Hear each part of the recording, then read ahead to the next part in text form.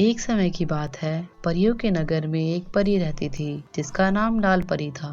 वह लाल रंग के कपड़े पहनती थी, इसलिए उसे सभी लाल परी के नाम से बुलाते थे। वह छोटी मोटी शरारतें किया करती थी।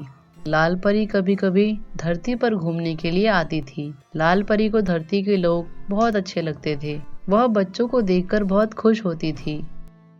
एक बार की बात है, परी लोक में जश्न मनाने के लिए सभी तैयारियां हो रही थी। चिंटू नाम का एक व्यक्ति जो सीढ़ी पर खड़ा होकर परी लोक के महल के घड़ी की सफाई कर रहा था, तो लाल परी ने सीढ़ी को हिला दिया। वह व्यक्ति घड़ी की सुई पर लटक गया। घड़ी बहुत बड़ी थी, तो उस व्यक्ति ने घड़ी की सुई को पकड़ा था, जो टूट गई। उस घड़ी की सुई टूटने के कारण घड़ी रुक गई और परी लोक में सब कुछ रुक गया। इस बात पर रानी परी ने लाल परी को महल से निकल जाने का आदेश दे दिया। इस बात पर लाल परी उदास होकर महल से उड़कर धरती पर आ गई और वह एक बाग में गई। उस बाग में बहुत सारे बच्चे खेल रहे थे। वह छिपकर उन बच्चों को खेलते हुए देखने लगी। उन बच्चों को हंसता खेलता देखकर लाल परी अपना दुख भूल गई। तभी बाग में खेल रही सोनी नाम की एक लड़की की नजर लाल परी के सुनहरे पंखों पर पड़ी और सोनी को लगा कि शायद कोई फल है और वह उसे लेने के लिए उसके पास गई।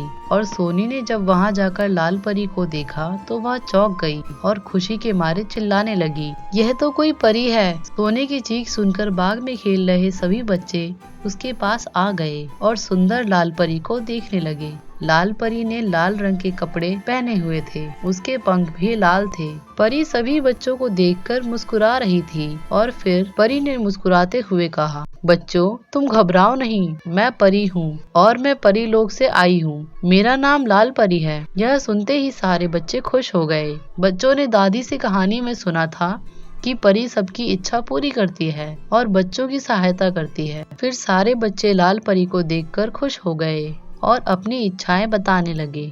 मुझे हवा में सैर करनी है। फिर परी ने अपनी छड़ी को घुमाया और चिंटू हवा की सैर करने लगा और कुछ देर बाद में जमीन पर वापस आ गया। मुझे एक रसीला आम खाना है, मैं तुम्हारे लिए अभी आम ला देती हूँ। सोनी तुम अपना हाथ आगे करो। और फिर परी ने फिर से अपनी छड़ी घुमाई और सोनी के हाथों में एक ताजा आम आ गया। यह देखकर सोनी बहुत खुश हो गई और लाल परी भी महल में चल रहे उत्सव और महल में ना रहने का अपना दुख भूल गई थी। फिर बच्चों ने लाल परी से विदा लिया और अपने अपने घर जाने लगे। बच्चों के जाने के बाद लाल परी का मन फिर से उदास हो गया और लाल परी को उदास देखकर सोनी से रहा न गया और सोनी ने परी से पूछा, तुम उदास क्यों हो? तो परी ने सोनी को सारी बात बता दी कि परी लोक की परी रानी ने उसे महल से निकाल दिया है, लेकिन उसने यह नहीं बताया कि उसने क्या गलती की थी।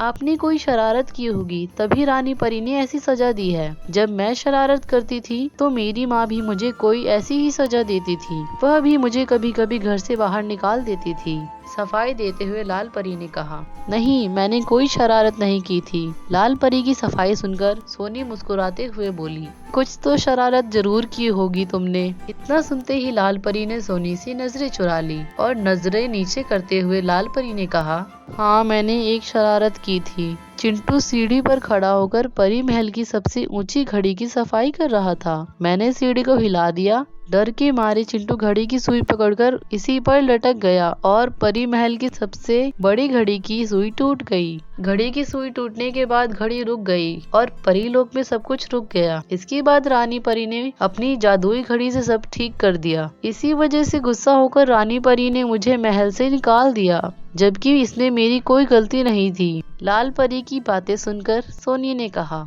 मेरी माँ कहती है अगर हम अनजाने में कोई गलती करते हैं तो उसके लिए माफ किया जा सकता है, लेकिन अगर जानबूझकर कोई गलती की जाए तो उसके लिए सजा देनी चाहिए। तो अब आप यह बताएं कि क्या आपने उस सीढ़ी को जानबूझकर हिलाया था या गलती से?